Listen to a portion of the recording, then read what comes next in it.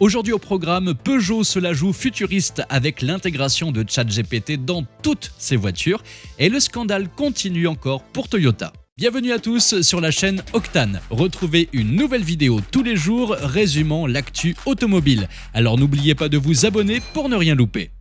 Le monde automobile vient de prendre une tangente résolument futuriste. En effet, Peugeot a décidé d'ajouter une touche d'intelligence artificielle à son tout nouveau i3008 avec l'intégration de ChatGPT dans son système d'infodivertissement.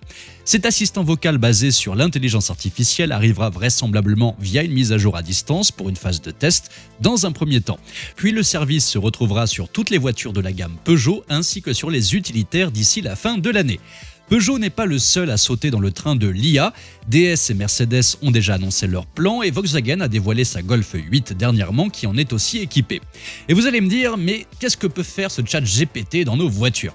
Eh bien, il s'occupera du GPS, de la clim, des modes de conduite et il peut même participer à des conversations réelles si jamais vous avez des questions à lui poser sur à peu près tout et n'importe quoi et surtout sur n'importe quoi. La route vers le futur de l'automobile semble vouloir rapprocher l'homme de la machine et Peugeot l'a bien compris.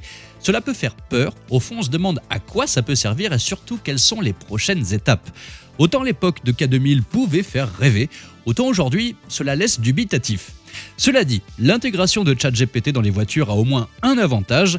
Attendez-vous à des conversations plus passionnantes avec votre voiture que celles que vous avez avec votre belle-mère quand vous la trimballez à ses rendez-vous médicaux.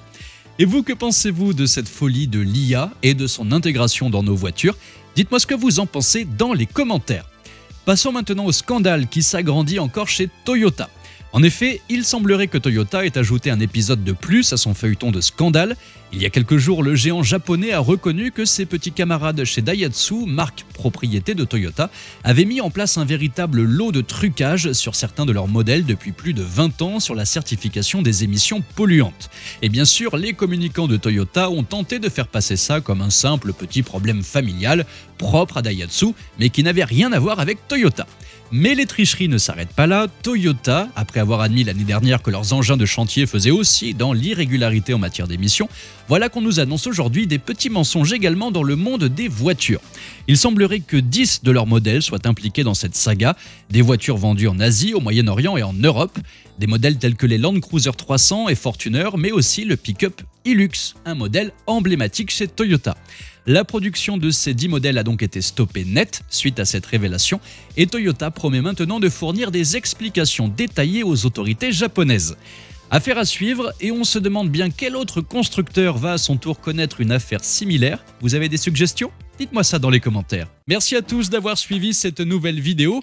N'hésitez pas à vous abonner, à activer la cloche des notifications pour être sûr de ne rien louper, liker, partager et vous pouvez également venir nous rejoindre sur notre compte TikTok. Ciao !